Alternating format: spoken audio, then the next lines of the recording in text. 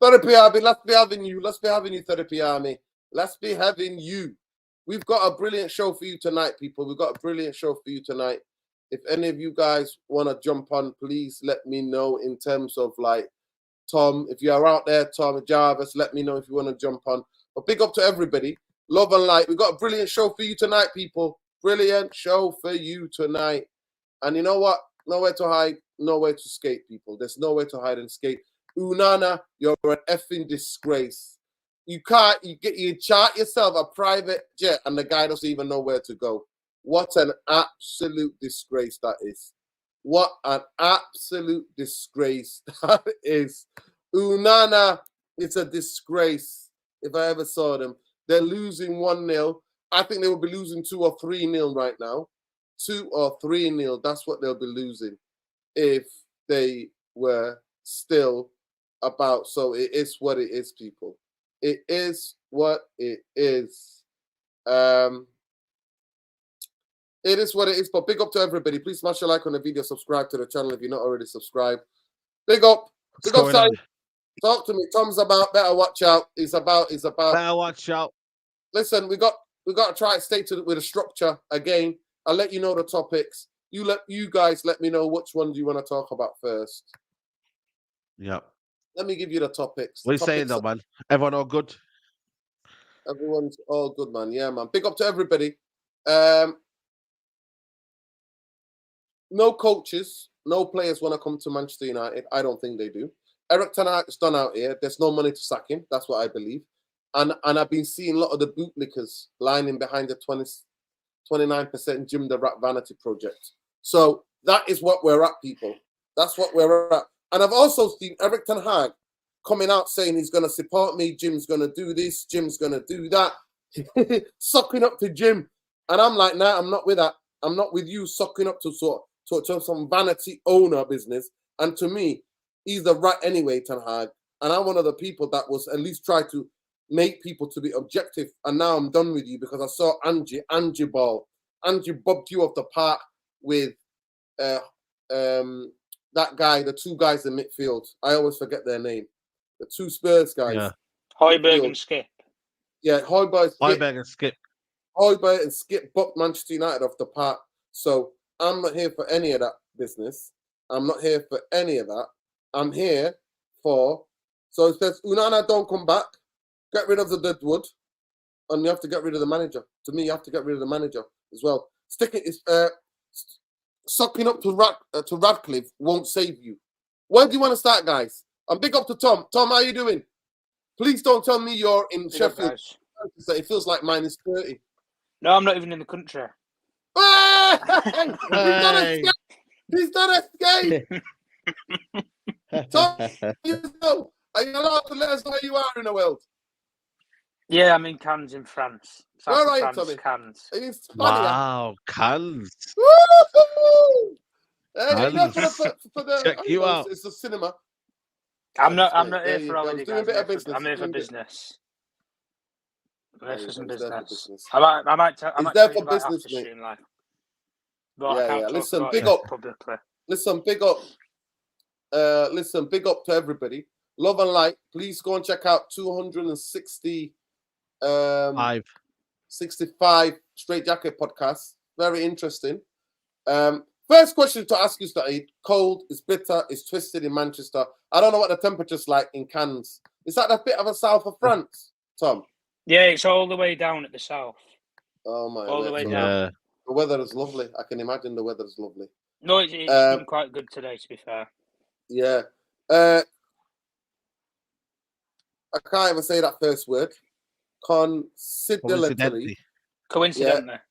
Richard Masters is appearing before Parliament tomorrow, and he will no doubt point that his evidence as an independent regulator isn't needed. Wow. Is that to do with that he can manage stuff in-house too late, independent regulator now. Yeah. So basically, Richard Masters is the head of the Premier League. He's giving a testimony in front of the Commons tomorrow, right? So he's appearing before the Parliament tomorrow, right? Yeah. Kind of select committee. and he's going to say that, no, we need a football regulator because we don't trust the Premier League taking us into the Super League and all of that business. I want to stop all that. Wow. But big up to everybody. Love and light. Please smash a like on the video. Subscribe to the channel if you're not already subscribed. And I get up straight up to it. I've seen some United fans. Saeed said he's seen. I'm not seen any on my timeline that thinking that it's 2-2. Doing the Roy Keane, what Roy Keane was doing on telly today.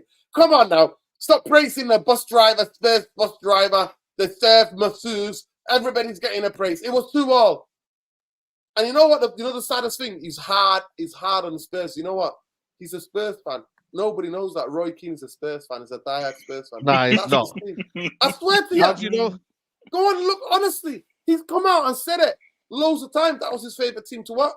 No. He might have said that if I had another team to watch, it would probably be Spurs. No, Saeed. No. He's supported Spurs. I think Put that into your head. I think the way he worded it, and he still supports Spurs.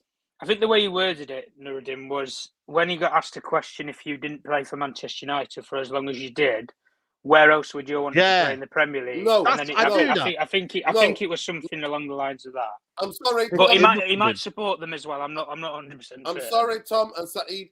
More than 3 occasions I've heard him say I'm a Spurs fan. You know what? People got exposed in it that Mick Richards got exposed that he's an Arsenal fan. You know what I mean? He's an Arsenal fan. He pretends like he's a City boy. Yeah. City. He's an Arsenal fan. And then what's his name got exposed? Sturridge. You know Sturridge. Sturridge is a big Arsenal fan as well. Yeah. Yeah. And Roy Keane was like, I'm a Spurs fan. So what is everything's like no. I 100% deep down do not ever believe. I think Rio Ferdinand is a Liverpool fan. Deep down, I believe that. I 100% believe that. He's not a United fan. Just because they played for you, they're club legends. I know Gary Neville is. I know Phil Neville is. I know David Beckham is. Because there's evidence of David Beckham wearing a shirt when he's 13 years old, 12 years old. Yeah, United with Bobby Charlton's school, with Bobby Charlton's soccer school. I know Nicky Butt. I think he's a City fan. If I'm not mistaken, somebody told me that he's a City fan. Yeah. And most of them are City fans, yeah. Yeah, let's be real. I know that Scholes likes United, but he likes Oldham as well. That's his team. But Roy Keane is a Spurs fan. So Roy Keane was coming up with that. But I've not seen anybody on my timeline that's telling me, that's not saying that game was embarrassing yesterday.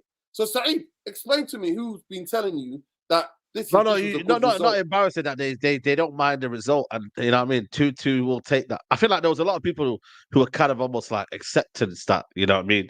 2-2 is not a bad result, etc., and when I just look at Tottenham and the record we've had, and the injuries that they've had. And listen, we have injuries as well, but if you look at their midfield, like that was embarrassing. Their midfield in terms of Højbjerg, in terms of Skip. I wouldn't take any of their team. Never. I would not take any of their midfield.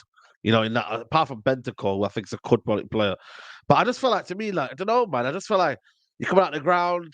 I think out the ground, everybody's obviously analysing the performance and whatnot and saying, yeah, it's not great. But you come on social media, and maybe it's not a true reflection of how we're all feeling, because everyone just writing tweets to maybe get likes and whatnot. You know what I mean? So I don't know what is genuine or not, but I just feel like it's that toxic positivity for me. Like, let's find positives out of everything. No. Why don't you just look at the performance, look at how we played, and it's shit.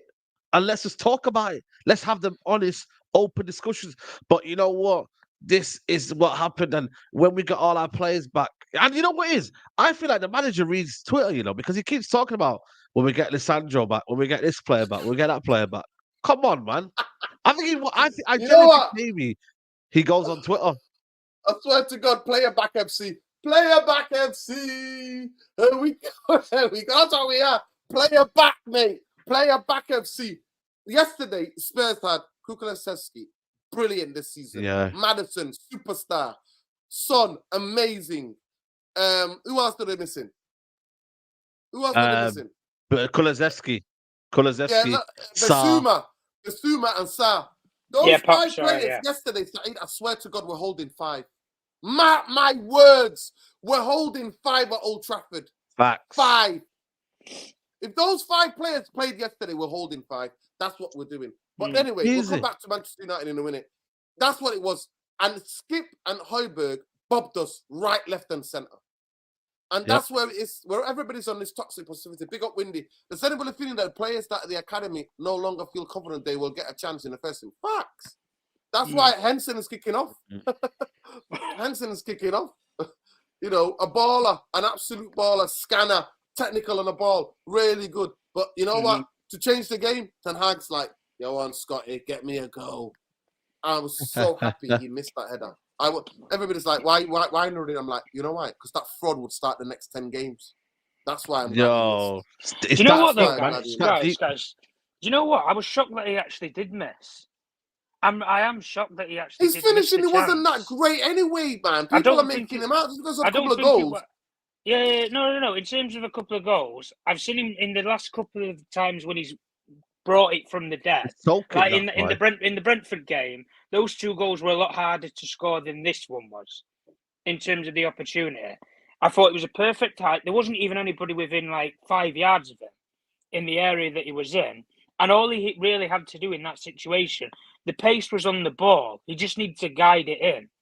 That's all that it was, yeah. and he misjudged the jump for the ball. And it's none of this BS about that he didn't expect it to come. If you don't expect it to come, Scott, what are you in the centre forward position for? If you don't expect the ball to come in the box. That's the only thing that I'm saying, Nuruddin. I think in terms of the chance, I was shocked that he didn't put it away, considering he's had more opportunities this season in similar areas with far more difficulty, and he's put the ball in the back of the net. That's the only thing I'm saying. Altogether, apparently Spurs are missing 12 players altogether. Can you imagine that? Altogether. First, they're missing 5 or 6 starters. Are they all injuries, guys, or have they got a couple gone to the AFCON? Because I know Sar's gone, but I don't know if there's any more. We're only missing 3 starters. We're only missing 3 starters. That's Lisandro, Casemiro, and Luke Shaw. But even Luke Shaw, you see what he said yesterday? He goes, I'm not ready to start. I'm not ready to play. Another liability. He said to Tenhag, he was meant to play today, but he said he weren't ready. Guys, so, do you know what's funny, right? Do you know what's funny? I'll give you a story about Luke Shaw. The guy's missed more games in the amount of years he's been at Manchester United than Anthony Martial, but he doesn't get as much press coverage or much hatred for it because of 2 things. He's French, and you guys already know the rest of it. That's the 2 reasons why he doesn't get as much shit as Martial has ever done in Manchester United. And Luke Shaw is one of the lads. Martial has done more for Manchester United than Luke Shaw has in the last recent years. Let's face facts. He has. And Martial, when you consider the talent that he brought to Manchester United, Luke Shaw was a decent talent, guys, once upon a time at Southampton. Yeah. Every top 6 club in the Premier League wanted him when he was a young 18-year-old left back. And then when you brought him to Manchester United, you crowded him with the expectation he has that one bad injury in that European game, which was disgraceful, the tackle and everything. Yeah. And he's not been the same player since. Let's face facts, he hasn't. No, he hasn't. He has not. Why do you think that he wants to jump? Like, you look at it now, say Nuruddin. He's a Chelsea fan, by the way. Luke Shaw. He wants to jump out of it. His whole family are Chelsea fans. You know that, don't you? His whole family, Chelsea fan. Right, we're not starting this conversation again. We're saying Roy Keane's a Spurs fan. I swear. Shaw's a Chelsea fan. I'm not lying to you. What are we going to say next, mate? He Marcus is, look Rashford's a City fan. You're joking. You know that, don't you? Luke Shaw, his whole family, like his dad and that, they're all Chelsea fans. Okay. No, I've heard of it. I think, I've heard that his dad is a Chelsea fan and whatnot. Yeah, I've heard that. I've heard that rumor before. Definitely. It's well known. His family are diehard Chelsea fans. Chelsea fans. Right. That's why I did it. Yeah. By the way, it's 1-1 Cameroon, keeping Onana in the competition farther as they can go. It's Bro, 1-1. keep him as long as he can. Keep him as long as he can. But Saeed, we've seen Onana disgrace. Please let people know what happened. He basically took a private jet. He flew yesterday, and he took the private jet. The guy didn't know what he was going.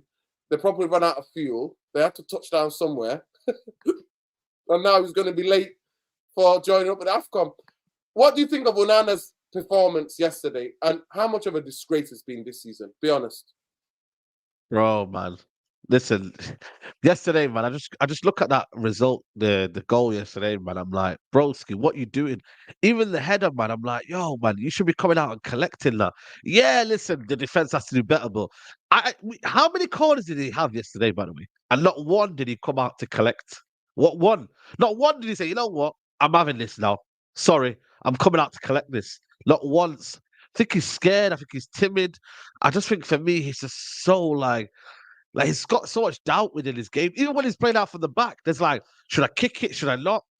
Then he relaxes. Then he's, I don't know, man. I just think for me, yeah, listen, I wanted a new keeper. I didn't necessarily want Onana specifically because I felt like for me, Mike Maignan and all them players were available. Obviously injury prone, but I felt like we get the manager that the manager believes in. We get the players that the manager believes in. If that means get Onana, let's get him in. Because that's what you do. You base off your judgments of what the manager wants initially, especially a keeper. So, and then I found out that he's not that great. You know what I mean? It's not that great. You know what I mean? That's just a bottom reality. It's not that great. And, I don't know what to say. I really, really don't know what to say. I just feel like for me, he brings anxiety to Old Trafford. I think the second goal was just shocking, man. How is he just doing that? How? How? How? Man just literally stands there and just says, yo, listen, like, come on, man, come out a little bit. I know the strike was unbelievable, don't get me wrong. It was similar to maybe the Hoyland one where the keeper couldn't really do anything about it. But I just feel like for me, it's just so to kind of like come across, slow to kind of, react. He's, I don't know, man. He's more reactive than proactive. You need to be proactive, man. I don't know. Tom, they said to me, really don't know. He's commanding. He is the sweeper keeper. He's very aggressive. The guy's the biggest shitbag ever. I used to have a shitbag guy. I used to stay on his line. Yesterday, Richarlison headed the ball in from 2 yards. Onana been the biggest fraud signing for Manchester United in recent history? I think he's worse than Maguire, personally. Yeah. Someone saying, Said, that's harsh. Onana's been decent. Listen, I don't think What are you watching? Really. Come on, man. He's cost us in the Champions League. I still don't feel 100% confident in him. I'm not going to lie to you. I really don't. I don't feel 100% confident in Onana in goal. I don't. I'm sorry, guys. Said, have you got something to tell us? Have you got something to tell us, Said? What do you mean? Tenhag. It's his 60th birthday yesterday. Alien Tenhag said, Said is a gunner. Big up Alien Tenhag, man. It's good to see you yesterday, man. Good to see you yesterday. Yeah, happy birthday, man. I'm still enjoying the birthday celebration, man. When you're 60, you celebrate a month, mate. It's a whole month you're celebrating. So yeah. The next time I see you around 40, though, man. Yeah, man. Yeah. 100%. Tell him 6 is the new 40. Yo, so don't definitely worry. the new 40. You're not that old. Andre Onana is currently stranded 150 miles from Cameroon AFCON fixture against Guinea. That was the one, yeah. I couldn't believe that when I read this.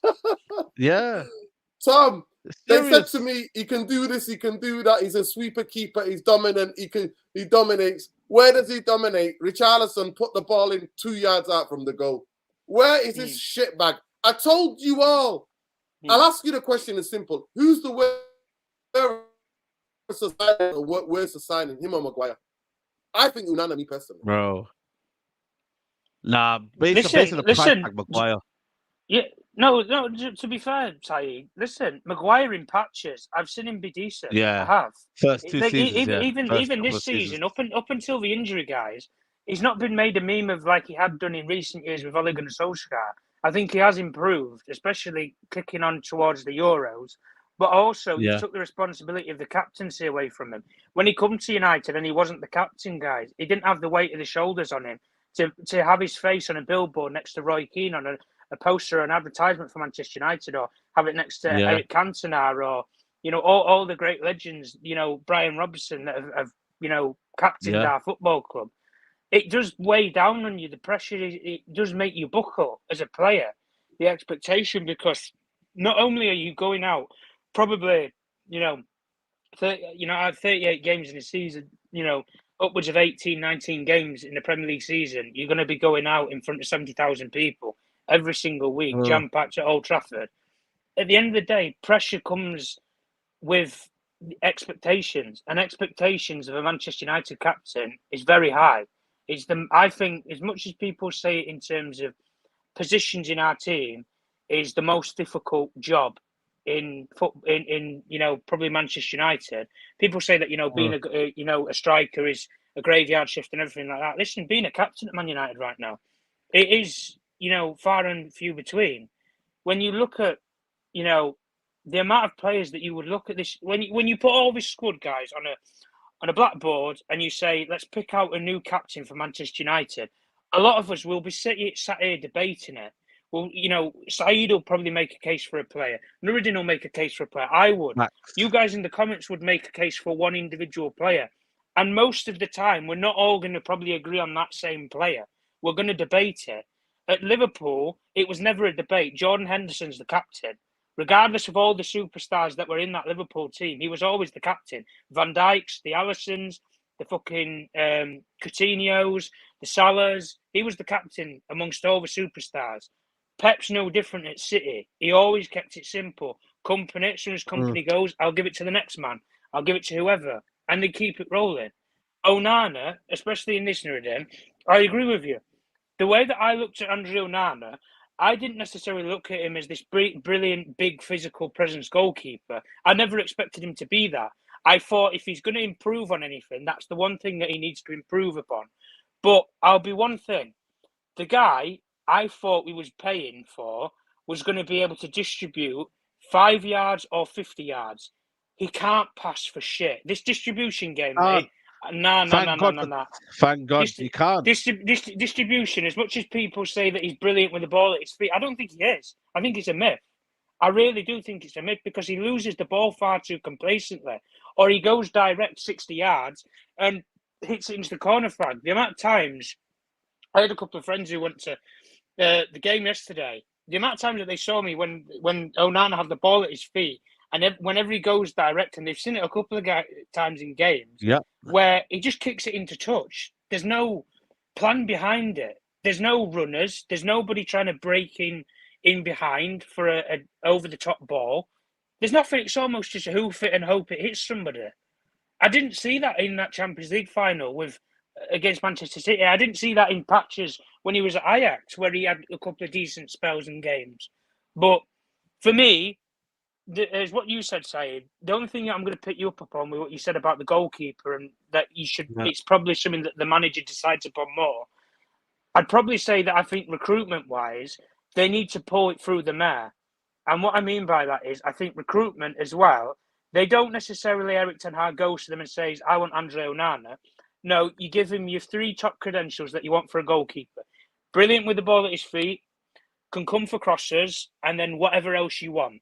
Might be aggressive, might be calm and composed, cool as you like, goalkeeper, sweeper keeper, whatever that is. Give them characteristics and then go and give them 3 names. One of those 3 names might be Andre Onana, but then you get a grasp of it. So then Nuruddin, you might have got what you wanted. Costa might have been more rated highly within the club because the recruitment team might say, no, Erik ten Hag, Andre Onana's not the guy. In the same way that Liverpool did with Jurgen Klopp years ago about that Gillian Brandt story that everybody goes on about. He wanted Gillian Brandt. They said, no. Mohamed Salah's a far better player, and he will be for the future. The recruitment team took control over that manager, and Klopp was taking them places, guys. He was taking that Liverpool team places, but they vetoed him on that signing that he wanted because they wanted something better. In the same case with Onana right now, yeah, he's been shit. Let's face facts. He's been shit. I don't care how long he stays out in AFCON.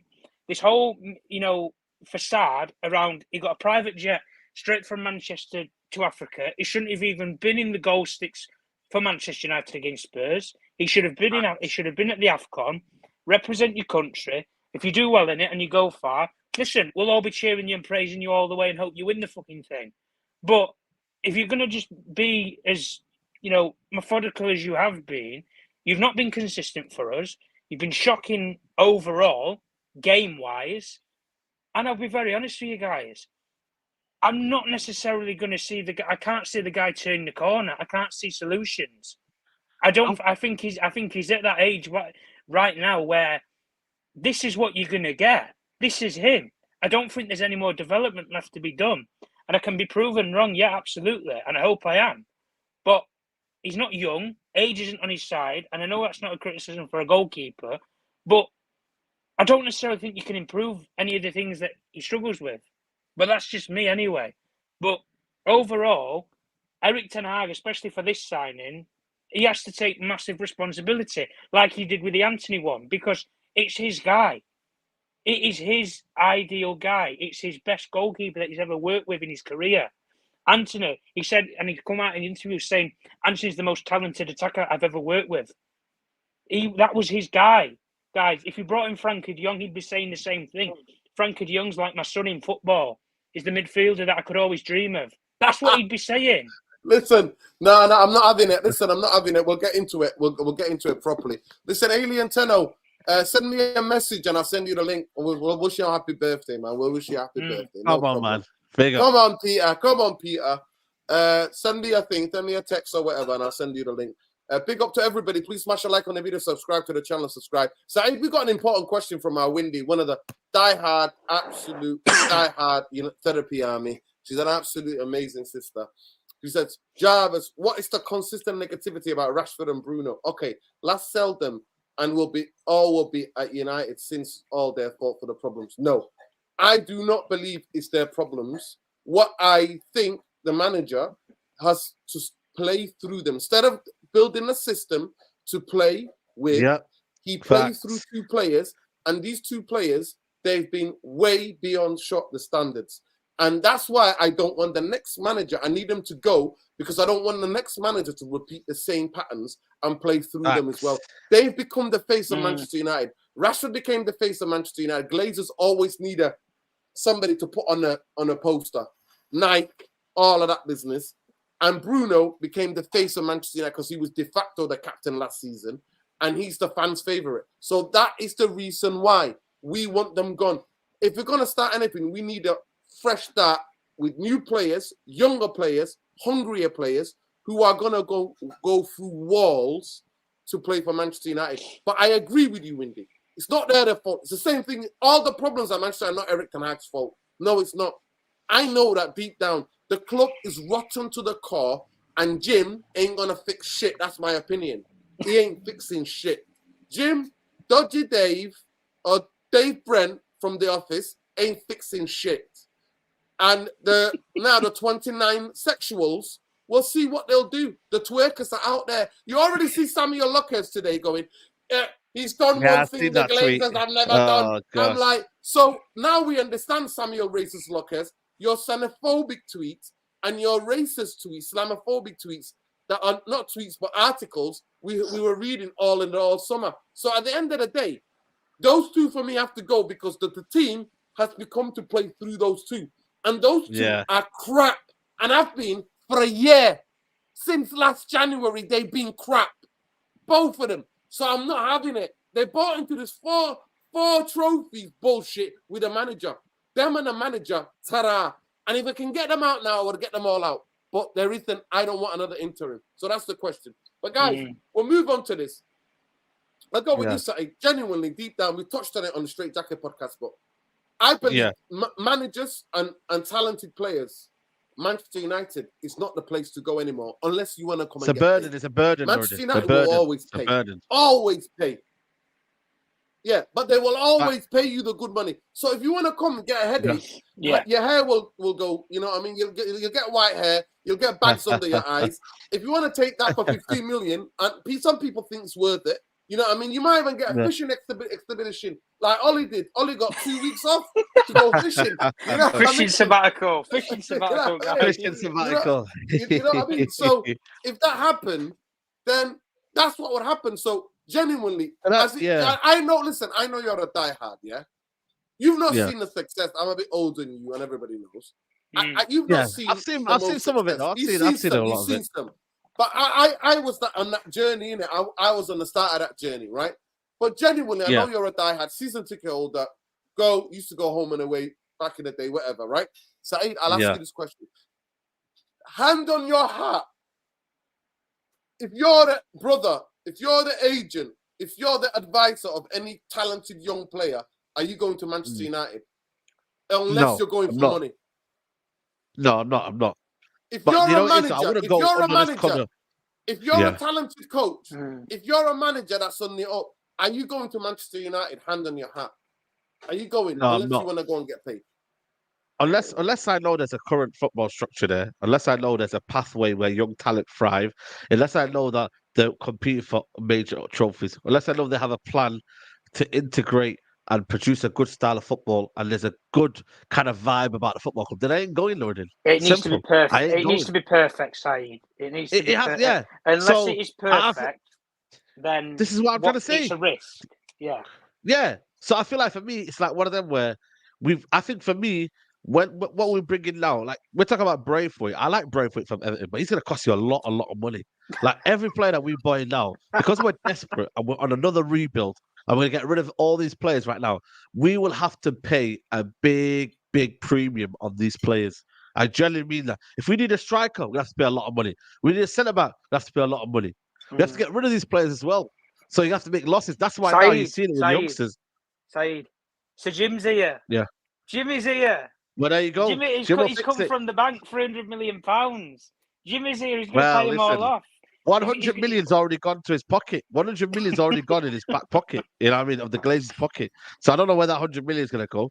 You know what I'm trying to say? So I don't know what's happening with that. But my ultimate feeling is, Nordin, yeah, is that that's why Elise might not want to come here. He'll be like, you know what? I'd rather go to another club.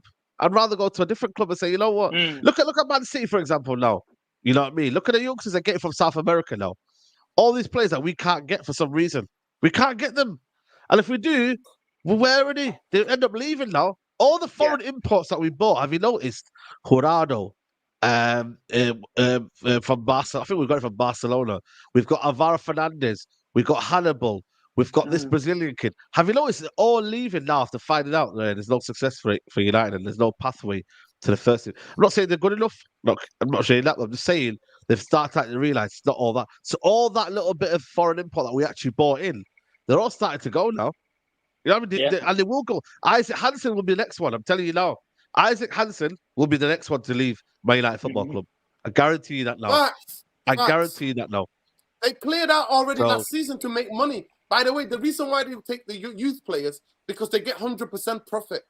That's the reason why. Well, there you go. Because the club's broke. Absolutely. The club's broke. There's no money to sign a new manager or to sack a manager or to bring players, mate. I'm telling you, Manchester United are in the doldrums for the next 3 to 4 years. Mark my words. Unless somebody buys this football club, clears the debt, so no FFP comes anywhere close to Manchester United, but it is. But first of all, we like to say, happy birthday to you. Happy birthday to you. Happy birthday, dear Peter. Happy birthday to you. Hey, 60.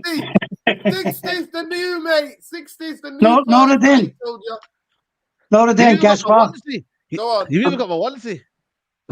I've got a Man United wallet for my birthday. Fuck all in it for transfers, though. Big up, brother. Big up, brother. Big up, Nintendo, man. Big up, Nuruddin, Saeed, and chat. How you doing? You okay? You know what, Nuruddin? Like, let me fire it off quick. Saeed would have seen this more than me because I'm on the Fergie side. Fergie stand, Saeed's in the East stand, yeah. I counted 5 times in the second half. Garnacho was standing on his own while the play was all on our left-hand side. Onana had the ball and he just kept it in his chest, and it was like, throw the fucking ball to Garnacho. Just throw him the ball. Facts. And we were away, and he just wouldn't. Yeah. Now, correct me if I'm not wrong here. Didn't we buy this keeper so we could play quick, releasing football? Yeah. Yeah. We bought him, Pierre. We bought this keeper to come on. They said to me, he's dominant in his area. He's dominant. They said to me, he's the beast. He's the guy. He bullies people. He gets in people's faces. And Richarlison scored from 2 yards out. He doesn't even come on punch. Bro. No. Fraud. No. And I told everybody about it. I told everybody about it. Everybody and their man. I said he's garbage. Fraud. You know what? I'm perplexed about this. Yeah, we sold Kovar, who was a good keeper. Yeah. And bought Bayindir. Not played him. Not played Bayindi, yeah? You got Tom Eaton there.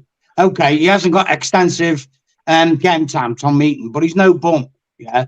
Why are we even buying a keeper if you're not playing him? We went and sold the keeper that played for Man United. Yet you went and bought one, you won't play him. It's like, explain to me what's going on. Listen, it doesn't, for me, it was a fraud from day one. To me, the fact that Anthony's here, the fact that he's got Anthony and he's got a goalkeeper, and I'm like, you're not playing the Ajax football. You told us you're not going to play that football. No. So what are you doing here? Listen, I've had to send ADO 10 through. No, this is not where anybody can come on. So we're not having anybody try to come on. Mark. Oh, yeah, I was going to say, who's who did you give this tweet? Who did you give that to? So I gave it because I couldn't find Alien. Adewale with the super big up, man. Okay. So big up Adewale. I just sent it. Big up Adewale. Listen, Adewale, I appreciate the super chat, bro. Says we need to understand the way Bruno and Rashford play affects the whole team. We give them the ball and they lose it 900%. Making a simple pass. I told everyone these guys are the major reasons why we can't play football. That's the reason why I genuinely believe that, because the manager has chosen to play through two players. You can't rest all your style on two players. Yeah. And the is hoofball. One likes to run at the back of defenders. The other one likes to hoof it. You can't. You cannot keep the ball or sustain the football. You cannot. I'm sorry. So that's the reason why I'm like, they've got to go. Luke Shaw's got to go. Anthony's got to go. You know what I mean? Like, these kind of players, Ericsson, Tara, McTominay, Tara, you know what I mean? They'll all have to go. Honestly, I will let Casemiro, everybody. I want to get young, hungry players. The only way I could believe in any of this project if they bring Ralph Ranieri back. And Ralph Ranieri is the director of football at Manchester United. And then we'll sign players. If he's allowed to carry out, get rid of 10 players and bring in 10 players that are on first contracts, Saeed, Peter and Tom, who want to be hungry and run through walls for a manager. Yeah. But also technical footballers as well. We need Look at, you know. Another one we let go, man. Technical footballer again. But why did we do that? Because you know what they're going to do? You know what they're going to do? You know what they're going to do right now? And this is what worries me, is that Kobe Mino's going to become a workhorse rather than a footballer. I genuinely am fearful of Kobe Mino turning into the next Scott McTominay. And I say that in a way where the manager, whoever's with him, and the ideology that a midfielder has to work hard rather than making that extra pass, making that, you know, that playing the style of football that is who you are. I don't want him to change because he has that. You know what, Saeed, right? On McRealist, MUFC Realist TV the other night, I was saying, I told him exactly what was going to happen. Erik Tenhag will hang Mainu out to dry against Spurs. He'll play him on his own. A fair play to Kobe. He coped as much as he could. Yeah. He's 18 years of age. Yeah. And what else can he do? No manager would do that to a young lad against a seasoned team. No manager would do that to a young lad. You give him cover. At least you put experience with him. Yeah. You understand what I'm saying? And he hung him out to dry. Left him to dry. Left him to absolutely dry. Listen, shocking. 100%, Absolutely 100%. Shocking. Let me just big up Wasdam, to big up gents, free the oppressed, sack Erik Tenhag. Listen, Erik Tenhag is sacking himself, man. And hasn't even got money to sack him. They've got no money to sack him, seriously. There's more money in Peter's wallet. There's more money in Peter's wallet than at Manchester United. 10 quid a guy. There's more money there. There's more money on there. Can I get Waggles for £10 or a din? Come out. Yeah, man. Get in the calling show, man. What's this guy? But the thing is, right, you know what? Obviously, we've seen each other a lot at OT, Noradin Saeed, yeah? And a lot of people were giving me digs a couple of years ago. I was saying a couple of years ago, any good young talent now at Man United, leave. Yeah. Kobe, I genuinely don't stay here, leave. I genuinely do believe that Kobe's got the temperament, the technical ability to play for Barcelona or Real Madrid. I would like to see him play or Bayern Munich. I swear to God, I want him to go to a stable club where he can thrive, where he can be an amazing footballer. True. And if I see his dad, I promise you, I'll be telling him that. I'll be telling him the club's broken. Do you want him to start? Do you want him to be trending like Rashford is on Twitter? Is that what you want? Because that's what's waiting for him. That's what's waiting for him. Yeah. That's what's what you tell me, Tom. What's waiting for Kobe? We already saw it last season with Garnacho. We already saw that last season with Garnacho. Yeah. At the end of the day, I'll say it for what it is. We will burn the potential and the talent out of the kid. I've seen this story far too many times. Anthony Martial is the proven point. You brought the best export talent that was in French football. You bring him to the Premier League. A couple of years before Mbappe sort of hit French football alive, he was a superstar. He was the future of French football, Anthony Martial, when you brought him in for the money that you did. You brought him to this league. He hit the fire league for about a season or two under Van Gaal. You then had the injuries. You overplayed him with Ole Gunnar Solskjaer. You burned the potential out of him. And like I say, the injuries now have caught up with him. He can't keep himself fit. And at the end of the day, I look at someone like Kobe Mino, as much as exactly what Saeed says. You have to look at when you get an 18-year-old kid that's that talented, in the same way that we had it with Garnacho last season, you can go one of two ways. You have to develop them as one. They can't do everything. So it's either you make him into a workhorse, like what Saeed said, a workhorse player is somebody like what a James Milner did for many years in the English Premier League, what Jordan Henderson did. Not the beautiful fantasy football sort of player, but the sort of player that will run 50, 60 yards extra in a game if it means that it doesn't concede a goal for your team, or it means that you score more. It means you keep the ball more. Do you want him to be that player? Do you want him to be the Iniesta, put the foot on the ball, flicks, tricks, superstar football player, like we had with a young Paul Pogba at our football club, who we burnt the talent out of when he was here? You have to look at him as an 18-year-old kid, whoever it is. I don't care. Forget the coach, forget the manager for 1 second. A sporting director or a head of recruitment has to look at the talents that they have within the youth academy and say, we need to develop them a certain way. We need to develop them a certain way to mix into the way that this club should play. A club should have a defined style of play. I don't believe in this. You bring in a manager every 2-3 years with a completely different style. No, you go for similar characteristic styled managers. And the way that we have done it over years, we haven't done that. But I can take a club, for example. You ask any football fan in the world how Barcelona recruit their managers to way that they play. Everybody will mention the word tiki-taka. You make it in the exact same way with Real Madrid. Real Madrid's not a football club that's renowned for tactics. It's about man management. It's about experience. It's about legacy. Facts. That's their football club culture and DNA. Manchester United is a 25-year, a 20-year, 2-decade-year stint with Sir Alex Ferguson, who was a brilliant man manager. And over the years of development of football, he learnt the game, he learnt the tactics, so he could keep up and inundated with football. Now, we don't have that, guys. You've gone from David Moyes, you've gone from British traditional football in David Moyes. You've gone to Louis Van Gaal, who's more of an experienced traditional old-fashioned manager. Yep.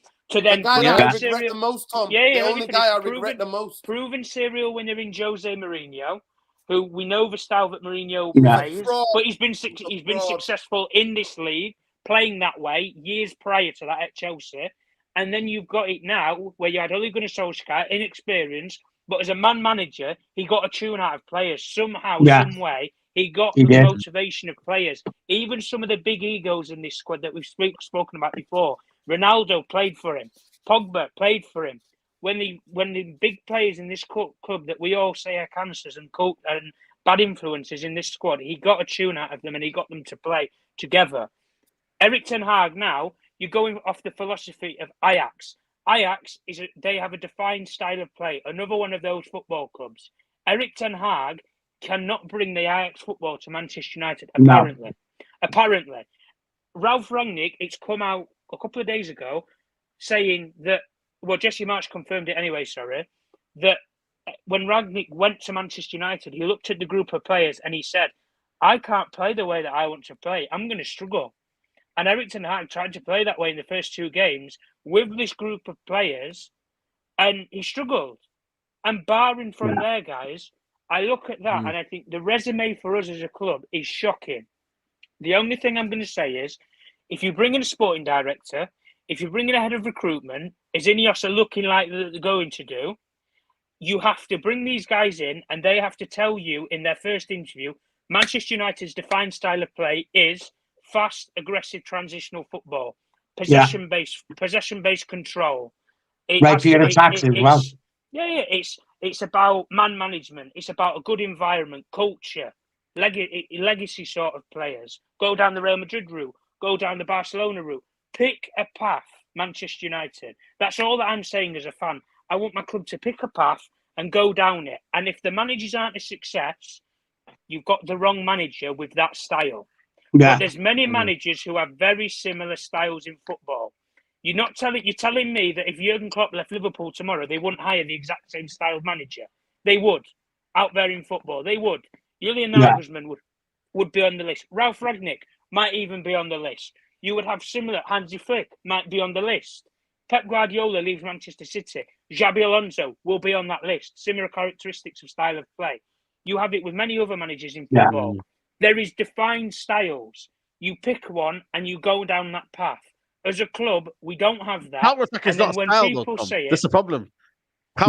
Style for me, it's not style. I'm sorry, it's not style for me. And this is what I'm saying, Si. This is what I'm saying. But if you take it from the guy who's out there in the media that was supposedly going to get in Dan Ashworth, if Dan Ashworth comes into Manchester United, I guarantee you the way that he will come in and the sort of characteristics that he will say is it's about being British, it's about young, hungry players, and it's about building. Yep. That's what he will say. He will say, build 3-4 years, be successful. That's Dan Ashworth. He did it at Brighton on a budget. He's doing it at Newcastle with the world at his feet, and there's most money that he can use to be successful with. But the two things that he did at those two football clubs, guys, Tom, I'll say this. He hired Graham Potter and he hired Eddie Howe. Yeah. None of those, and one of those two managers who he's worked with previously, in Graham Potter, is out of a job right now, and he will circle for that job if Erik Tenhag isn't here. I guarantee you, Dan Ashworth will put his name forward. And as much as we might sit here and criticise it for what it is, if he plays a defined style that we think is attractive and exciting, we'll get behind it. But we need to see something. And this guy right now that we have in Tenhag, he's not showing that. He's a fraud. He come in, he said, I'm going to play champagne football. Era's come to an end. All this bullshit. Where are you now, Erik Tenhag? I don't see a confidence. I don't even see you fucking smiling, mate. You've aged about 50 years since you've been at Manchester United. And at the end of the day, from the bottom line down, Jim and his boys ain't coming and doing shit. They ain't coming in with the inhalers. Dodgy Dave's not going to high performance and high work rate, mate. You can't cheat in football because you get fucking caught. In Jim's case, you can't fiddle the books like you do in business, mate. You'll get caught at Manchester United. And in this case, right now, it's toxic enough as it is. And these guys are only going to add to it if they go down the experience that they've done to get to where they have done in life. Facts. I'll just say a couple of things quick, I'll tell you where we went started burning young players out. He was called Adnan Januzaj. That's where it started. That's where it started, the burnout. It is talent. Now, just quickly, I'm with Saeed. Get this manager out now. Get a manager in. Get a manager in for the rest of the season. Who's going to come and who wants? They got money to sack him. We've got no money to give him. There's a couple of reasons, Noradin, There's a couple of reasons. We all know the gravity of what needs to be done at Man United. To bring a new manager in the summer, try and ship players out and ship players in. You're not going to do it. So this is why I say get rid of Tenhag now. Get that manager in now so we can start working towards what he wants in the summer. And then you can start... You think there'll be managers that want to come to Manchester United right now? Unless you want to come and get paid. It's Graham Potter, isn't it? We all know that. I wouldn't put a bet against it. No long-term managers anymore. There's no long-term managers anymore, guys. Harry Potter. Do you want Harry Potter? No, I don't want Harry Potter, but I know he's the one they're going to get. They will get him. Yeah, you kind of know they're going to get him. I don't think the next... Guys, can we just be fair in saying it? The next guy that we get might not be the guy to win the title, but he might stabilise you to a... That's what we need. To a point to where what dream? you can get Tom, in an I've elite got to stop you manager. there. Tom, I've got to stop you there. On. What dream are you on? Are you dreaming to win a title? No. I'm not dreaming about it. The way that I'm saying it is, if Graham Potter comes into this football club, he's not going to challenge to a certain extent. He will do what Eddie Howe has done at Newcastle United, where he gets you to a certain point. Hang on. He gets you to a certain point where he might consistently get you top 4.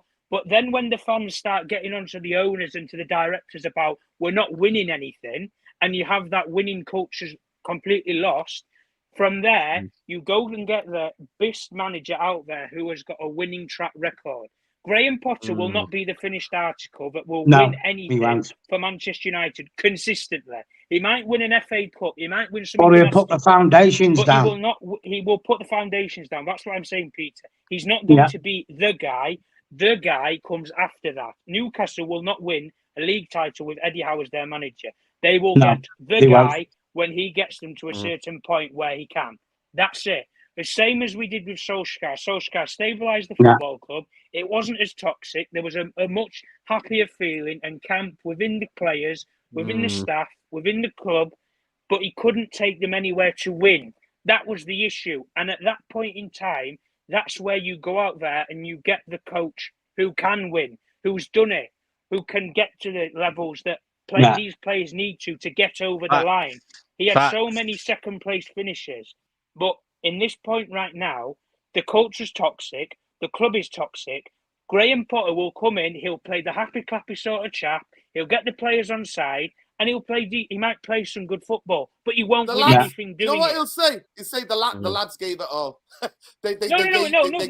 He will say stupid things like this, but you won't win anything. I agree. They gave me with everything you. they had. I couldn't ask for more. I couldn't ask for more. The lads gave it everything. Nah, I'm not having the lads gave it all. They gave it all. I don't want Graham Potter anyway, guys. I don't want Graham Potter anyway. But I'm just saying. I think what Tom is saying, alluding to, is we've got to start from somewhere, haven't we? Listen, what we've been doing is just not working. You, guys, the club is broke. Literally, the credit card is run out on that bank that we used to get the money. This is it, yeah. 350 million we own in outstanding transfer money. And listen, I want to bring this close to you lot, right? Because this is quite serious, actually, what's happened. Nottingham Forest and Everton, and Everton is right close and dear to your heart. This is a statement from the mayor of Liverpool, if I'm not mistaken. The Premier League announcement today means Everton Football Club potentially face being penalised twice within the same season, alleged breaches of covering the same period. Yeah. In short, the club is facing double jeopardy. I have supported Everton in their appeal for so far because I have grave concerns about the transparency of the process and the severity of the penalty being applied. The punishment does not fit the crime, right? It's not about one club, but ensuring that all the game is open and fair treatment of all clubs. It's difficult to see how anybody can have any confidence in a process as opaque as this, right? Unlike the EFL or other sporting leagues around the world, the Premier League has not published a framework for sanctions. Yeah, you know what, Nuruddin? It's easy to kick the poor guys, isn't it? Of course, You know what I'm saying? It's easy to kick. What about City and Chelsea? You can't kick City, you can't kick Chelsea, you can't kick Manchester United. You can't kick them clubs because they will sue the Premier League and they will drag them through the mire in the media. And the media will have to pick a side. Do you side with the clubs that pay you the money to publicise their stories, or do you side with the organisation that you report on the sport? They will have to pick a side. And in this case, let me get the last bit. Let me get the last paragraph. Go on. Let me just until that is ratified. So you're talking about the rules. So what they want is that. So they want is that unlike EFL or other sporting leagues around the world, the Premier League has not published the framework for sanctions. So unless they need a framework, the rules, is that until that's ratified, the fairness and the transparency of the whole process will be called into question. And that is a fantastic thing. Big up somebody last week for sharing that with us. But honestly, listen, I'm not going to lie to you. I'm not going to lie to you guys. It is what it is. Listen, big up, Saeed. Listen, Make sure people jump on. Make sure Saeed TV. Saeed, enjoy your time in NONDO, and let's hope the weather's kinder to you over there. It might be snowing, man. Apparently, it's gonna be snowing tomorrow. It's gonna be snowing. Where are you going, Saeed? Where you going? Outside the Big Six. I'll be in London for the Big Six, so I've got some big yeah. Yeah. Big up, yeah. So I'll see you there, guys. Big up, man. Love. Big up, love. Peace. Cheers, Saeed, man. I'll say it simply on here.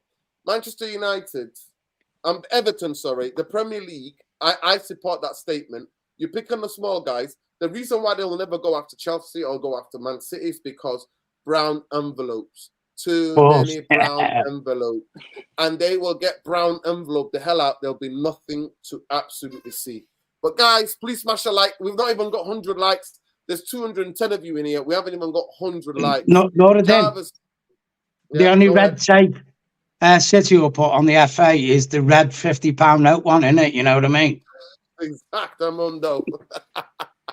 Exactamundo. Tom, you were saying, I don't see this. I see Everton getting it. I see Nottingham Forest will get it because the media is not asked about them. They can hush them. Yeah. But please smash a like on the video, people, and subscribe to the channel if you're not already subscribed. The channel is shadow banned. We are demonetized. And big up to Adewale for the massive contribution. We really appreciate it. But because we stand up for the humanity of people and across all the people who are oppressed. So free Sudan, free the Congo, free Palestine, stop the genocide. That's what we say on here. And fuck Zionism, fuck oppression, and fuck apartheid. That's what we say, and we say it with our chest. We say it loud and clear. The last thing to discuss, I think, on the show today, before we go quickly, I just want to get both of you guys attention about this.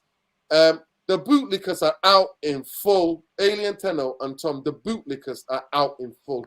You got the Samuel Racist Lockers. You got all these other journalists, literally cream. They're literally licking off the cream of Jim the Rat's 29% vanity project. That's what they're doing. They're literally licking off the cream of his hand. That's what they're doing. I mean, you had some so-called United fans yesterday taking selfies with him. Alien, what's going on here? Who are these? Are these just part-timers, casuals? Of course they are, yeah. Of course they are. You know what I mean?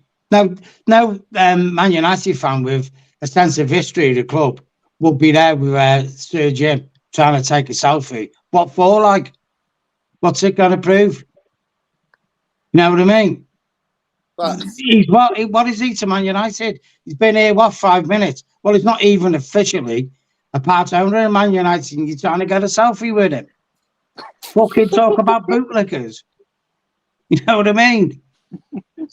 When I put that super chat, if you know who Statler and Waldorf is, the two old geezers from the Muppets, that was Sir Jim and Sir Alex yesterday. Peter, I've got a better one for you. Before he was interested in buying Manchester United, if you saw Sir Jim Ratcliffe walk down the road on his own, half of them people that took photos with him probably wouldn't even know who the fuck he is.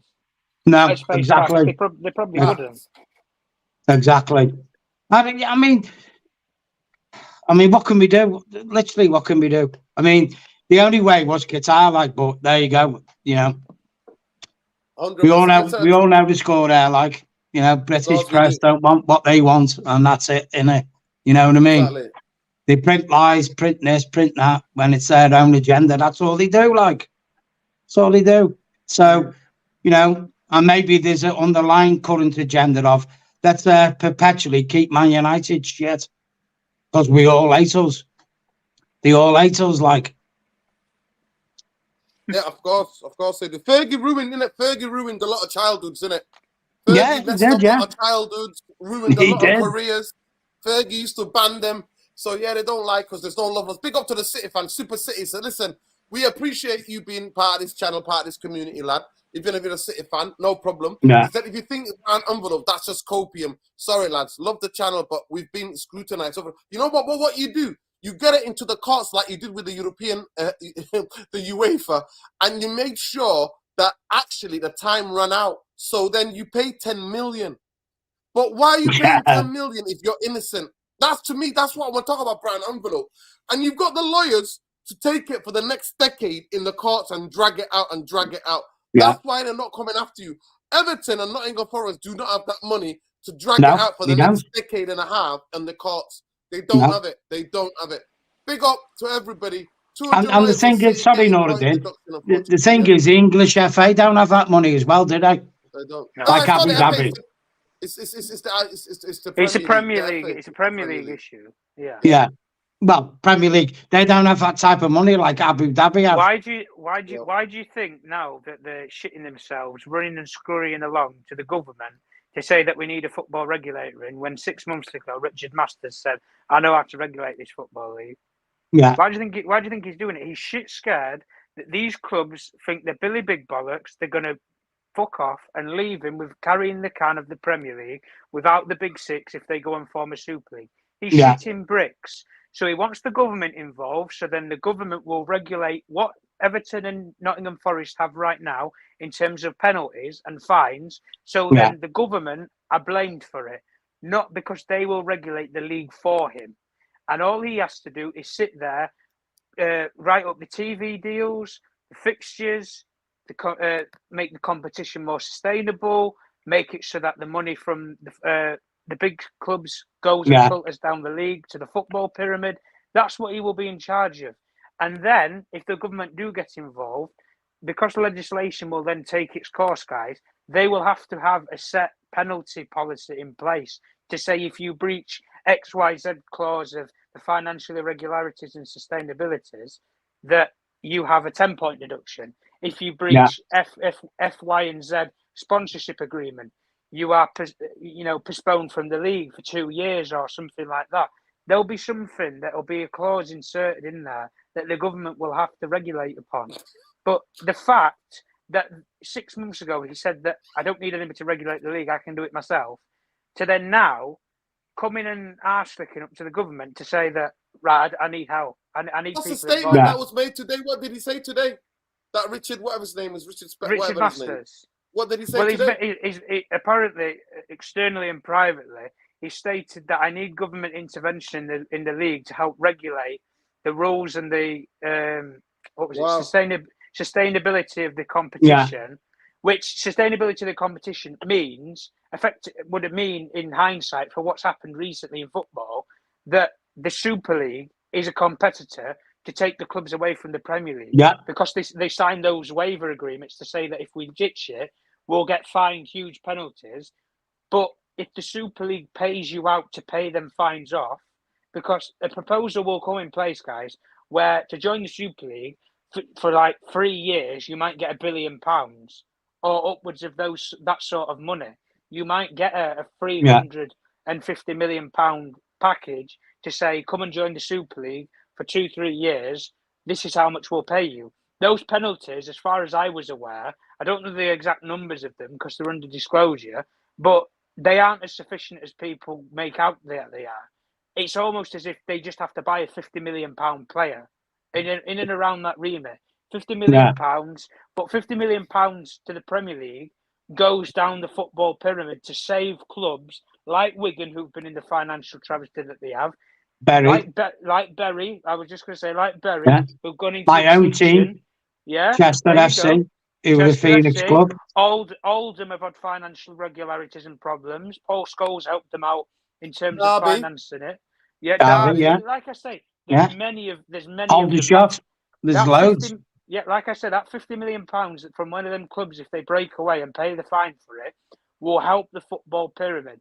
But it means that they lose the competition and sustainability of the league because there's no competitiveness. The best players won't be in this league. That's it. So they won't make as much money. So sorry to interrupt you, but the current TV deals for the Premier teams finish in 2029. Yeah. Yeah. So when they finish, how would you think it's going to go? I'll give mine brief. I think from the season 2030-31, we will be in the Super League. Personally. Well, Peter, because you'd have a contract then, aren't you? Well, Peter, I can guarantee you I will not be supporting Manchester United. I won't myself, nor I'll be going to FC United. I'll be going to local football. Lads, you do right. The only thing that I'm saying with it is this Super League idea, right? The main motivating factor behind it has never been money. Money's not been the issue. You have the financiers from America, is it hedge funds and investments? JB Morgan. Private equity funds who are prepared to flip the bill for this and do it as a project. If it works, they'll make a lot of money. If they don't, it's a low risk policy. But the only thing that stopped it last time was FIFA and UEFA stated that within their laws and regulations, you can't do it. But it's got overturned in a court of jurisdiction to state that it was illegal, and they lied to the governing bodies lied to these football clubs when they wanted to try and formulate their own European system, because they was worried that the Champions League, Europa League, the Conference League, the FIFA World Cup would not exist, or it wouldn't be as relevant. That was what they was worrying about. Exactly the same way now, guys, what I'm saying, the Premier League and Richard Masters is scurrying for the government to take the flak and policy their league. That's why he's going there, because of the exact same reason that UEFA and FIFA stated that we can't let these clubs go into their own European system because we might as well not exist. That's what they was stating. But now, where you're in this system now, I agree with you, Peter. And there's one point that you said about that with the 2029 deals. The following year, in 2030, there's a lot of people know it anyway as Project 2030 in Saudi Arabia. Saudi Arabia have made a major investment from going from not even in the top 100 leagues in football to suddenly making the balance sheet of the top 15 in the space of a year. In that same time, in 2030, they will have done their project vision. Jordan Henderson. They would have done their project vision as a country. Who's to say that Saudi Arabia won't fund to have games? You might have Manchester United, the Royal of the Reds. You might have Manchester United versus Liverpool in Riyadh. Yeah. You might have Real Madrid. You might have Galacticos versus Superstars. PSG versus Real Madrid. The downward dogs in Jeddah or something. Nah. These are the sort of things that Saudi Arabia publicise about constantly. The only thing, though, Tom, this is the problem with the Super League, which is a fundamental problem. If it does go, well, I hypothesize now, if it does go ahead, Man United, Liverpool, and the rest break away, go in the Super League, by law, they cannot play football the way it is now. You can't have 2 45-minute halves because that is copyrighted to the English, UEFA, and FIFA FA. So the only way they can play football. They're going to do it through FIFA and UEFA, I think, though. They're going to give them a big chunk of money. But listen, the big up Matthias says, I had to give a local councillor a brown envelope to accept planning permission. Welcome to the UK. That's what people do in Manchester. That's why Manchester, no, you won't recognise it. You see all the big towers. That's what Manchester City Council is about. Brown envelope, mate. It's not just Ireland. It's everywhere, mate. It's everywhere. So big up to you. You know what, Noradin, Tom, we should buy shares into brown envelope making companies. I'm telling you. No, we've not been fed a lot of this information. Big up to Super City. No, we haven't. You waited the time to run out. You didn't cooperate with UEFA. You waited for the time limit to run out, and then you were fined 10 million and you paid. If you're not guilty, I'm afraid you will never pay 10 million. You will never pay 10 million fine. You wouldn't. I'm not paying a fine for something I'm not guilty. I'm dragging it through the courts. I'm sorry. And that was the court of arbitration ruled that you must pay. So at the end of the day, why do you not want to cooperate with UEFA? Come on now, you've not get away. It was a kid. It was a Portuguese kid that hacked it. And big up to him. And he hacked it. He hacked everybody's accounts because he did, because the Portuguese kid, because he was like, footballers are having managers and footballers are not paying enough taxes. And then he came across the Man City stuff. That's why. I mean, look all the money you paid. Didn't he get 12 months in the neck? No, he did. Yeah, he got 12. He got 12 months, and then I think because of the age that he was, I think he was. I can't remember if he was 16 or 17 at the time. Yeah. They put him in a youth detention centre in Portugal. Yeah. But then since then, UEFA liaisoned with him to stay regarding how he actually did it, how he got into football clubs networking. He exposed Real Madrid scouting networks dating back 10 to at least a decade. He exposed all of it. Manchester City, he randomly uncovered it, surrounding the sponsorship irregularities and the financing for Manchester City's deals for the last decade. Again, like I'm saying with what happened with Real Madrid. And it's no different, guys. I don't care what a lot of people say. There's no fairity in football clubs. There isn't. No. If you can get an advantage, whether it be financially, physically, you're going to take it. And at the end of the day, Sir Jim Ratcliffe, in much case of it, guys, he is as dodgy as they fucking come. He doesn't live in this country. He's a tax exile. He can only come to the UK for 90 days in the year. But he makes out to Manchester United fans in a press conference with reporters, he's going to come to every home game. He's going to be seen. He's going to be around. The thing is, Tom Norridin, yeah. Can I just stop you both? Can I just stop you both there? Can we get to this? So most Manchester United Supporters Trust, one of the big Manchester United supporters organisations, met with Jim the Rat. So let's read what they said. We're pleased to report that today members of Musk board held a first bilateral meeting with Jim Ratcliffe on a discussion on his plan for the club. Jim was accompanied by Dodgy Dave, Mr. Blank, and the senior club officials. We had more than an hour's discussion about where the club is and what needs to happen to resolve back to the top. First thing, it was very refreshing as he was even willing to have the conversation in the early stage. Remember, DL has not yet received the Premier League approval, nor has he bought on non-Glazer owner shares invested in 300 million new shares. All of these things are expected for the next couple of months. Until that, he is constrained by stock market rules on what he can say. Nevertheless, we felt that he was open as he could be within those rules. His main message was that everything at United needs to be ruthlessly focused on creating a winning team on the field.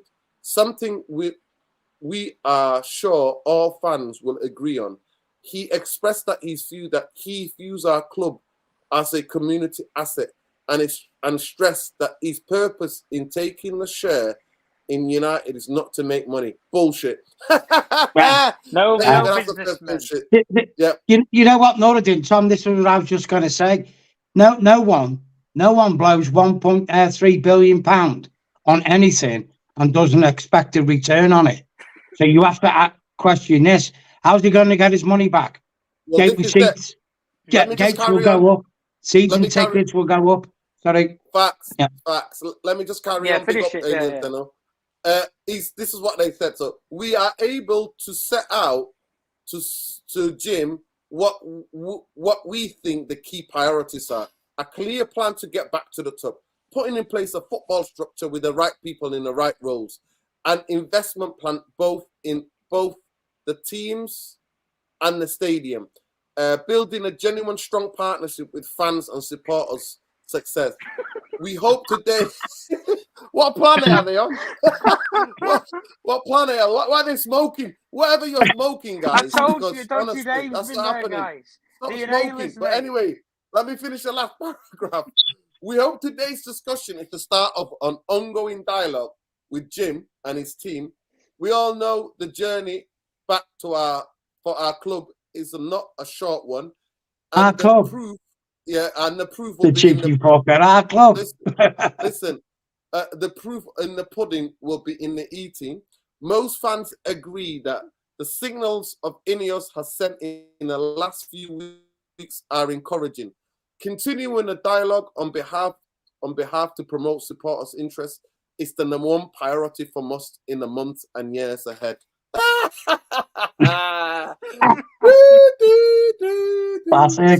So Jim's got must big up. By the way, breaking news was brought to you by Chief Editor United Real Therapy. Make sure you go on, give him as a follow on Twitter.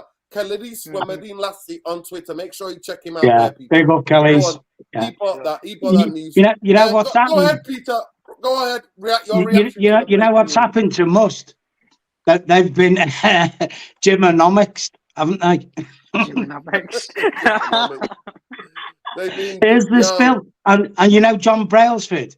You know what? The name's in it, Braille. You know, Read it by Braille. Yeah, Rashid 400 grand a week. Yeah, Braille. Yeah, read that. Oh, yeah. I've got one even better for you guys. So Jim Ratcliffe also met with Manchester Mayor Andy Burnham among civic leaders from Trafford and Greater Manchester surrounding potential redevelopments of Old Trafford within the months and years to come ahead. So yeah. I'll add that on top of that he met with the fan advisory board and most members as well. Yeah. In other words, reading between the lines. Yeah. In other words, Jim is doing what the Glazers couldn't do. Go and talk to the local people and go, how much more can we rape the fuck out of Man United with the land? You know what I mean? Yeah. Yeah. That's all it is about making money. Words, Peter. All I've heard from all, so as much as most there say that everything that we're hearing is encouraging, I don't think so. Jean-Claude Blanc, I heard, he was destined to be the CEO of Manchester United. He's nowhere near the job now. He's not. I don't even think he's even being mentioned anymore. Apart from he's attending these meetings as an advisor. The guy's worked in 2 top European clubs out of the top 5 in the world, Juventus and PSG, and you're telling me he can't be Man United CEO?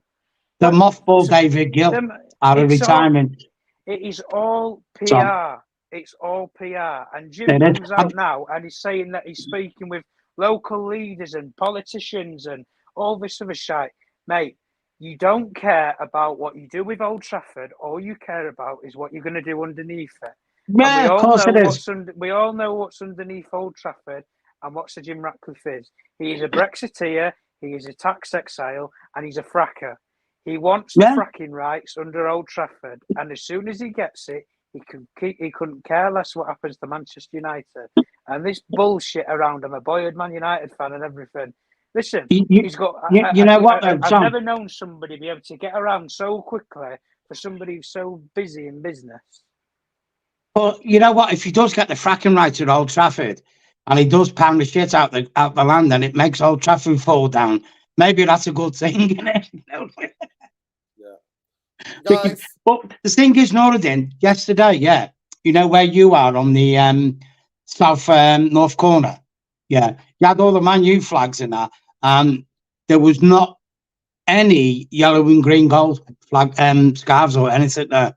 I'm wondering whether they've banned them, stopped it. No, they're not banned them. I think people think that Jim's going to fix it. Jim's going to fix it. I'm not going to lie to you. But one thing I would say, though, I did hear when the goals went in, that Glazers out chant was singing around the screen. Before Sky turned it down, absolute frauds. Oh, it was there. It was evident yesterday.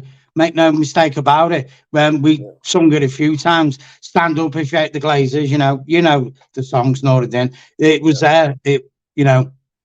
Listen, I was quite surprised how much it was there, actually. Because I thought the crowd would have been a bit subdued, but we wasn't. No, it was like, no, we're not having this crap, like.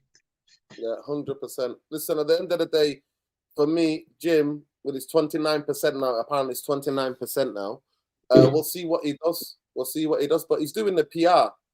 I'll pick him up for PR, but at the end of the day, and it's interesting, he's telling them, so when Muff's telling you in that article, in that statement, that it's going to be a long road ahead. He's told them, listen, I can't do anything. The club's broke. I mean, we know already. We know the only thing we can do is just hold tight, innit? Hopefully we can only hope for the best, can't we? That's all we can do. Is there's 2 possibilities. Maybe Sir Jim can let's give him a 3-year period, for example. Maybe he can start bit by bit implementing something, and we can see. One thing I'm going to tell you now. What it is.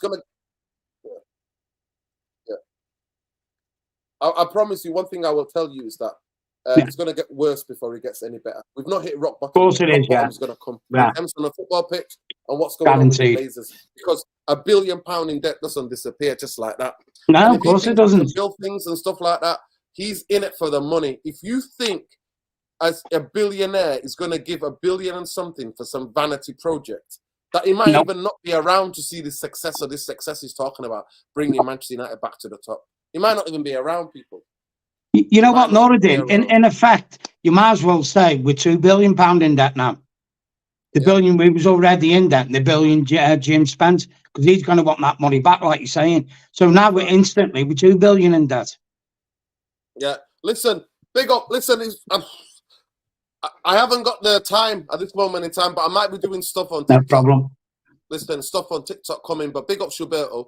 Listen, the only thing that I would say is free Palestine, free the Congo, free Tigray region, free Sudan, and anybody else who's oppressed in this world.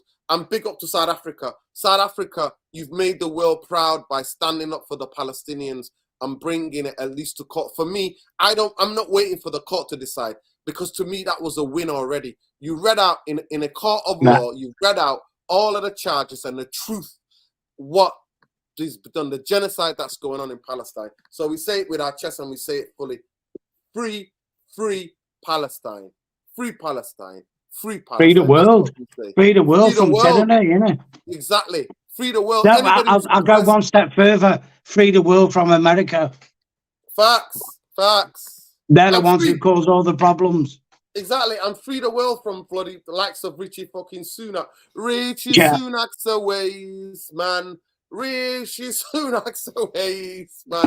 And free Ireland as well. 100% free Northern Ireland. Noradin, have you ever thought Rishi Sunak looks like Mr. Spock's brother? He does. Free Palestine, free Congo, free Sudan, free South Africa as well, man. Big up to everybody. Love and light. Please tell me, can somebody tell me how many likes we got on the video? Have we even got over 100 likes on the video? Or am I should have, we're shadow banned. We're shadow banned. We are shadow banned and we are demonetized, and people, the YouTube's unsubscribing people. Yeah, man. Lucky thing, of course. 100% he's a waste. Yeah, everybody. We go again. What about Britain's foreign policy? Shameful. Of course. Yeah. That's why I love the people in Britain, but the government is the worst. Yeah. Listen, I'll just say this, whether we like it or not. To all the viewers who aren't from Great Britain, I'm obviously born and bred in England, this government does not represent me, so don't put their shame on me, okay? Facts. That's what we're saying. It not the people. The people have loved. That's why you had almost a quarter, 3/4 of a million people on the streets of London. You had protests all over Britain. You had a massive protest in Dublin, in Edinburgh, in Glasgow. So that's the reason why people in this country or in the UK, they're not with the government. They suppress the people. They suppress the people. They do. That's what it is. And that's why we go out on protest to say, not in our name, not in our name, not in our name. And the majority of people want peace, like everybody else in this world. But the leaders, especially the American and British leaders, horrendous. Listen, big up to everybody. Love and light. Cheers, there you go. Thanks for having me on, Noradin. Yeah, man. Alien Tenno. One more time. Happy birthday to you. Happy birthday to you. Happy birthday, Alien Tenno. Nice one. Happy birthday to you. Big up, mate. 60 is a new 40 yet. Big up. There it is. Hopefully. Big up to Jarvis in the chat as well. Make sure you check out tonight. Yeah. Jarvis Corner. Tonight. MUFC Realist, 9 o'clock. And MUFC Realist TV. Check out 9 o'clock, Jarvis Corner. Big up to everybody. Love and light, everybody. But yeah. Cheers, Tom. Journalist one. Tom, last word on the show. Looks like Alien Tenno told us. Looks like it must have been Jim Economics. What did he say? Jim Economics. Gymonomics. Must have been Gymonomics. They have been Gymonomics. But go on, last word, Tom. And make sure you check out Tom Journalist one. Yeah, like I say with Sir Jim Ratcliffe, his track record in business speaks for itself. He's been successful, but he's been dodgy doing it. He's had to define taxes. He doesn't live in this country. He's not done it. He's not necessarily made his money the right way that people might associate with it. He pollutes the planet for his own gain and his own financial wealth. And at the end of the day, as a PR strategy, that's all I saw it yesterday. 30 minutes in a press conference room with a couple of reporters that ask him questions that he says that he can't answer because of stock manipulation in terms of the stocks that he's trying to buy via New York Stock Exchange. He can't answer certain questions with the way that they're worded. So what's the fucking point in being there, Jim, if you can't answer anything? You go to Must and sit down at a dining table and speak to people, have a glass of rosé and put your feet up and put your slippers on and say to Manchester United and say to Must and United fans, oh, I'm here for the long haul and I've got plans for the stadium, I've got plans for this, I've got plans for that. I couldn't give a shit if you do it behind closed doors, Jim. Sorry, Tom, just quick. Yeah. Nuruddin, Tom, give Jim time. He was there in 99. Fucking hell. Apparently, Jim the time. He was there in 1999, facts. Apparently. He was there in 99. Nobody's ever saw him, though. Guys, I don't know, though. He offered John Laporta £2 or £3 billion to buy 50% of Barcelona. I don't think he were there to watch Man United, were he? You never know. Listen, Jim can do what he wants. He can go around like a PR circus. But the guy who's supposedly so busy and successful in business, he's run around like a headless chicken for the last couple of weeks. Been to Old Trafford, watched a game. Been to see Must. Been to see all these local politicians. He's been to Carrington. He's been all around. He's probably been to the Premier League offices to ratify his deal. He's been to New York to meet the Glazer family. He's been all fucking over, guys. And for as much as this guy says, he can only legally come in this country for 90 days. How many of them are going to be match days for Manchester United? Yeah. They're not going to do it. He's not going to do it. And at the end of the day, with Sir Jim Ratcliffe, the proof's in the pudding, guys. I heard John Clarbon was going to be CEO. He's not. I'm hearing Dan Ashworth's going to be the sporting director. He's not here. He's at Newcastle. I heard Paul Mitchell's going to be the sporting director or head of recruitment. He lives in Chester. He lives in Chester, not too far from Manchester. Jim, have you gone to his house yet? Have you gone and visited him? Because you've been everywhere else. I'm surprised you've not been at Nuruddin's gaff, or you've been at Peter's gaff to wish him happy birthday. You might put a few quid in his wallet for him with a Manchester United present. Here you go, Peter. Happy birthday. Welcome. He's not welcome, mate. That cunt is not welcome at my door, mate. I'm telling you. What do you mean? He's a local lad. He's a local lad. He's one of yours. He's a man. He's not a local. He's a Failsworth boy. He's a man. He's a local boy. Come on, Nuruddin. No, he's one of yours. Look, guys, please smash a like on your way out. Big up to Tom on that one. Big up to everybody. Love and like. Listen, we'll see. Nice We'll see. Big up, Alien Tenno. Enjoy the rest of your birthday celebration. Cheers, my man. Love and light. Take care, people. Tom, make sure you check Tom out on Tom Journalist One. Pete, what are you on social media? Are you on Twitter? It's Alien Tenno on YouTube, obviously, and Fellow with a Stella on Instagram. Fellow with a Stella. Fellow with a Stella. Yeah, big up. And you'll know it's me because this alien pissed up with a bottle of Stella between his legs like an add-on. It's got Stella on. Stella on, mate. Stella Artois. Stella Artois. Stella on, mate. Listen, take care. Tom, cheers to you. Enjoy France. Peace, love, and cheers, life. chat.